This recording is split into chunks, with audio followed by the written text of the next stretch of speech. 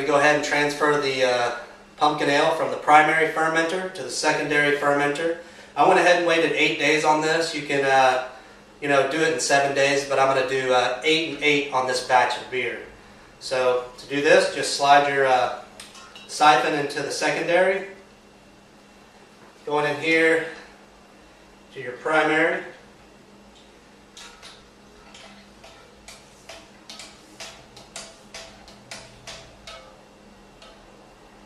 And that'll get it going.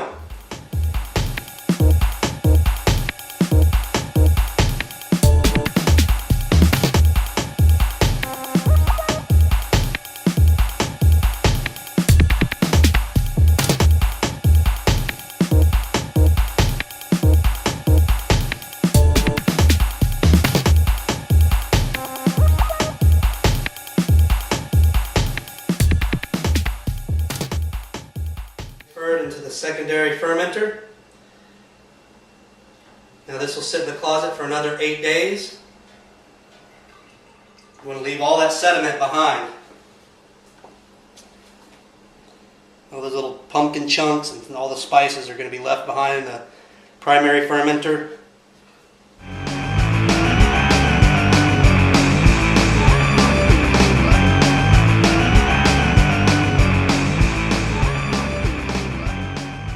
Another 8 days has passed, so I'm going to transfer the beer now from the secondary fermenter to the Cornelius keg here. But first we're going to check the final gravity of this, and I'm looking to get 1.013.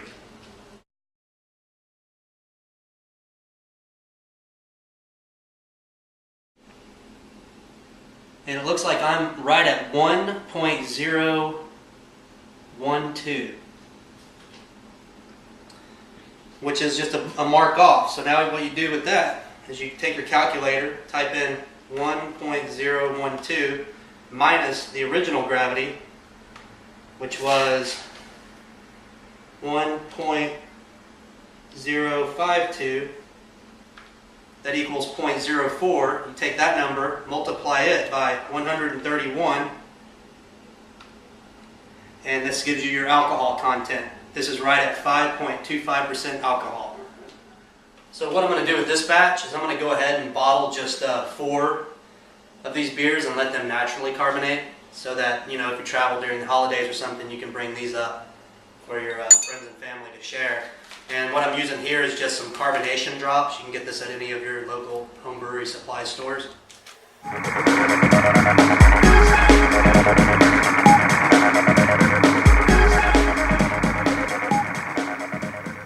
We'll go ahead and cap our bottles here. To do that, just take your cap, set it on top of the bottle, take your clamps here around the cap, squeeze down. There you have it. Set this in the closet for 10 days, 2 weeks, something like that. It'll be naturally carbonated, have a nice foamy head on top of it. For the top of your corny keg, you're going to want to make sure this black ring is nice and lubed up.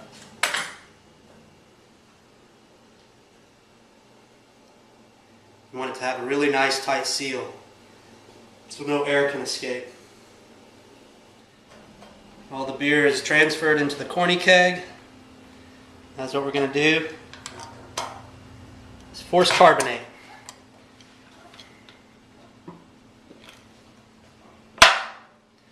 And what we do for that is I'm going to put this in the closet, hook up the CO2 to it, and let it sit for 3 days at 28 psi. After those 3 days are up, I knock the psi down to about 10. Boom, cold, frothy, good pumpkin ale flowing straight from the tap.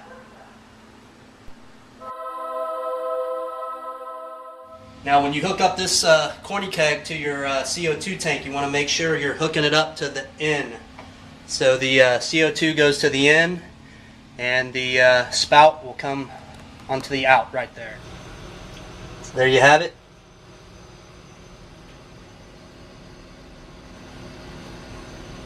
28 psi. Once you get your oxygen or CO2 hooked up to the keg, you're going to want to bleed it a little bit. Just about like that.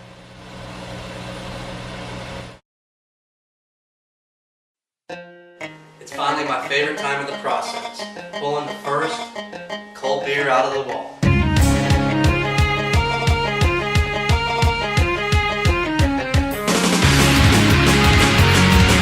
Yeah. Look at that. Nice carbonated cold pumpkin ale.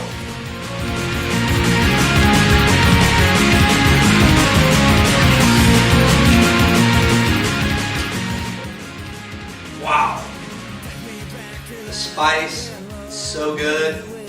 It's complex yet very smooth, very mature, not real hot. What I mean by hot is sometimes homebrews can be real alcohol-y tasting. This is just smooth. Now, if you guys have been looking for some really cool tap handles, I'm going to recommend these to you. They're from fluorescence.com, and these are all custom made. They're cut calcite or onyx.